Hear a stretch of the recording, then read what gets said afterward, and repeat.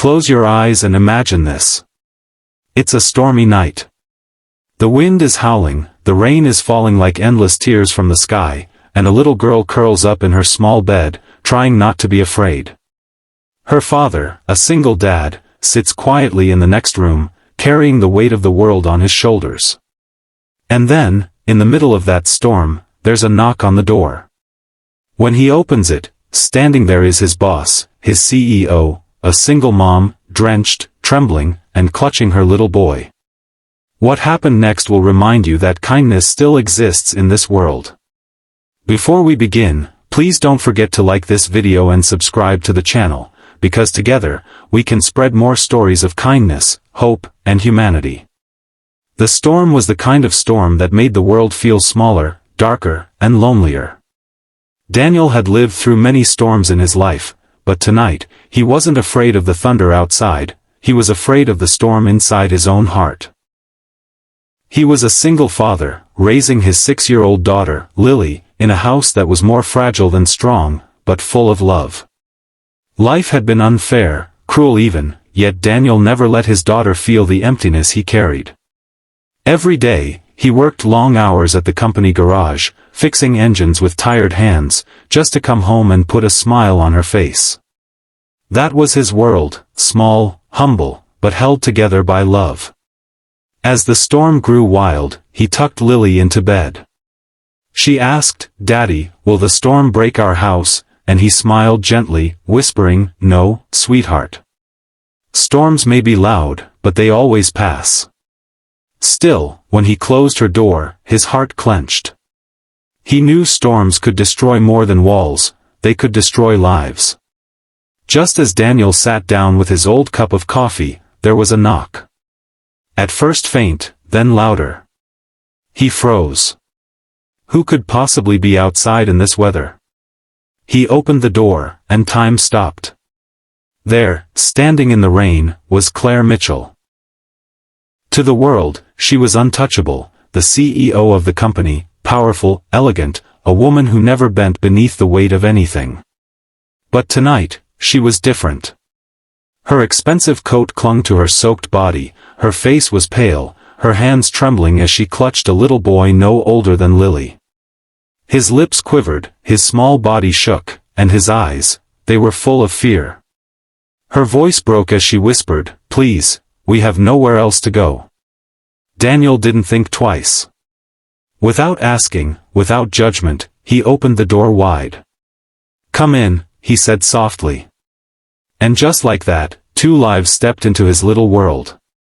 Inside, Claire sat silently, her son wrapped in an old blanket Daniel had found. The storm still roared outside, but inside, there was a different storm, one of questions, emotions, and unspoken truths. Why was she here? Why did she look so lost? When Daniel finally asked, her eyes filled with tears she couldn't hide. "The storm took my home. A fire. We barely made it out. I tried calling people, friends, colleagues, family, but no one answered. No one cared.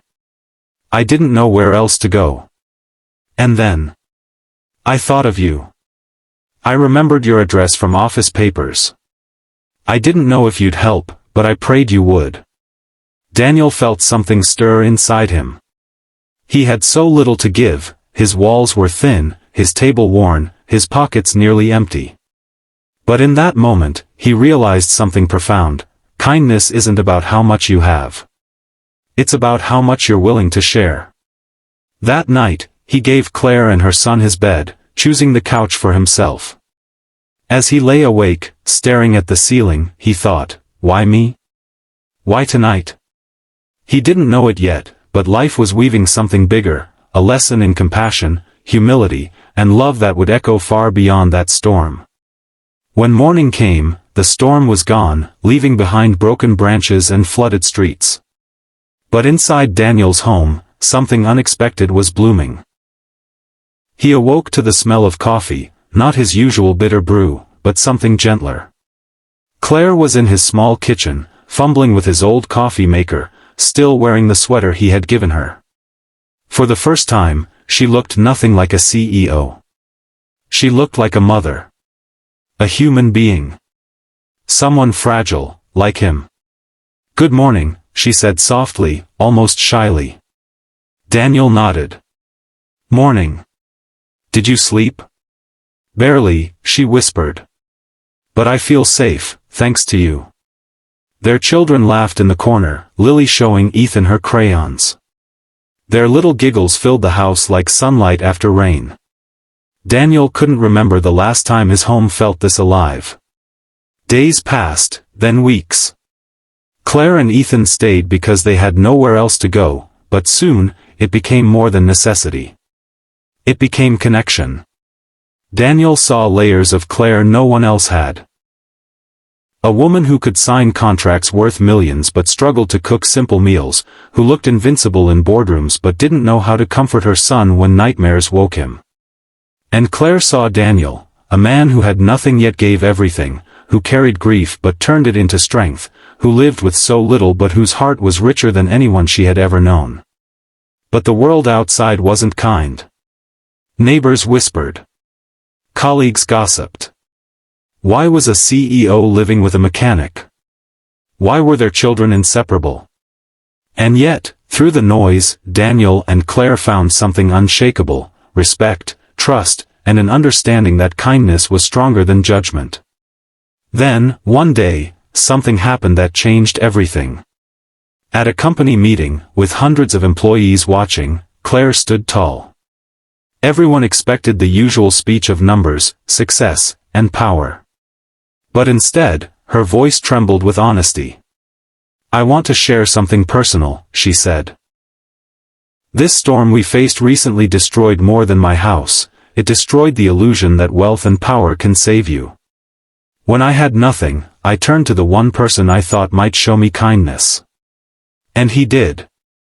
Daniel, one of our own, gave me and my son shelter when I had nowhere to go. He reminded me that humanity is worth more than all the titles and riches in the world."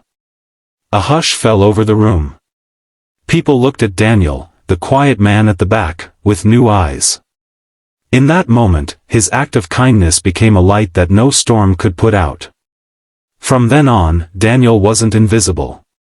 His story inspired others. And between him and Claire, something grew, something unexpected, something beautiful. Not just friendship, not just gratitude, but a bond that whispered of second chances, of healing, of love that blooms when two broken souls choose to care for each other. Because sometimes, kindness isn't just an act. It's the seed of a new beginning. And that, dear friends, is the story of how a single father's kindness in a storm changed not only the life of his CEO but his own life too. It reminds us that no matter who we are, rich or poor, powerful or ordinary, kindness is the one thing that can bridge every distance. If this story touched your heart, please like this video and subscribe to the channel, so we can keep sharing more stories that prove kindness still exists in our world.